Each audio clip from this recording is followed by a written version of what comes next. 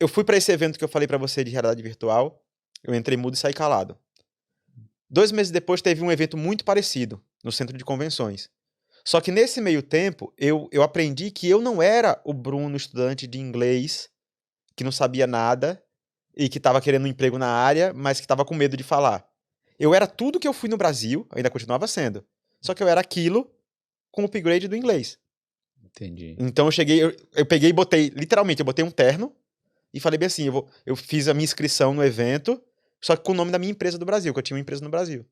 Falei bem assim, não, eu vou voltar a ser o Bruno que eu era no Brasil, que dava entrevista pra televisão, não sei o que, e só que vai ser aqui na Irlanda. E eu vou gaguejar no inglês. Cara, eu não acho que vai dar.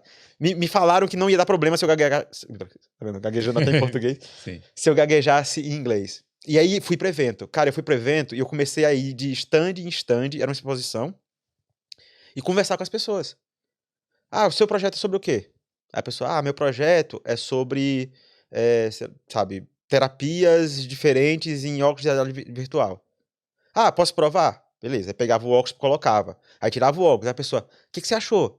Aí eu falava, então, eu acho que isso aqui poderia ser um pouco diferente. Porque eu testei isso aqui. Aí pegava meu portfólio e mostrava. Quando eu mostrava meu portfólio, meu vídeo, tudo que eu já tinha feito no Brasil, a pessoa, eita, que legal. Pera aí que eu vou te apresentar uma pessoa. E foi. E apresentava uma pessoa. Aí chegava lá, começava a conversar com a pessoa. E eu fui me soltando. Então eu comecei a fazer, tipo, olha só, evento tal. Só que aí eu fui. Algumas pessoas eu me abria, falava assim: olha só, eu não posso ir pro. O evento é 300 euros. Eu chegava pra pessoa e falava: não dá pra vir. Sabe? A pessoa falava assim: você vai pro evento tal?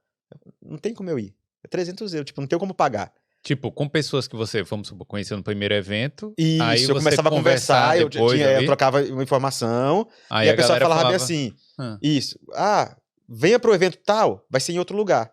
Aí eu falava: não tem como eu ir, 250 euros eu não tenho como pagar, eu tô sem emprego, não sei o que, tô só estudando, e sabe? Aí a pessoa falava assim: não, beleza, minha empresa sobrou uma vaga. olha, Venha pela minha empresa. Então, até hoje eu guardo os crachás. Eu tenho um crachá, 3 crachás meus de eventos que eu fui, são de empresas de network que eu fiz. Porque eles pagavam, você paga um pacote, e aí o pacote são 6 crachás. E aí sobrava um ou dois, e aí me davam.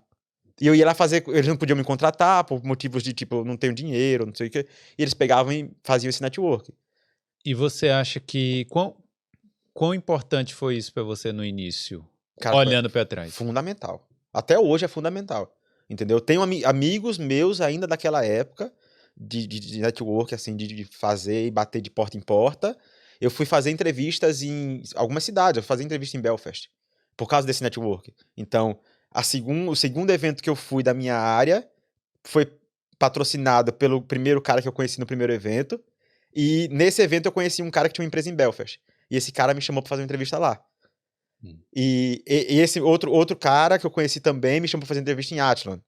hum. E aí você vai em Athlone, você conhece mais gente. E aí você vai em Belfast, você conhece mais gente. Isso vai estourando, estourando, estourando. Daqui a pouco você começa a se bater com o povo na rua. E aí você vai pra um evento completamente aleatório e a pessoa tá lá. E a pessoa te apresenta pra mais gente, sabe? É, Isso é fantástico. Então isso era uma parte muito boa antes da pandemia que tá voltando agora, graças a Deus. tomara É. que volte com a mesma força, né? Tem muita gente querendo forçar esses eventos a ficar online, mas online não tem isso. Não vai Entendeu? ter. O Você joga você próprio numa salinha e pronto. Não Web tem. Summit lá em Portugal agora, eu acho que voltou a Voltou a ser ser forte e presencial. tal. Isso, o pessoal foi daqui pra lá, inclusive.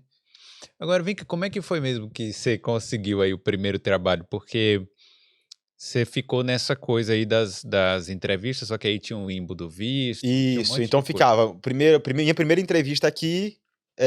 Primeira entrevista foi lá na 3D for Medical, Sim, que era a empresa que eu que era a trabalhava. empresa que você trabalhava. Então você falou pra falar com É, o Gustav, é. e aí eu fui lá falar com ele, e aí ele falou assim: vai. Essa aí foi boa também, porque você chegou, a gente tava numa reunião na sua casa, Hum, e aí você falou, pô, fala ali com ele. é. Entendeu? E eu gaguejando fui lá e falei com ele, ele me chamou pra entrevista.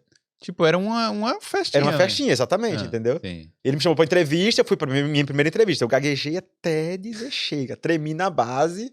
Hum. E depois eles não conseguiram me contratar, porque eles me contrataram part-time.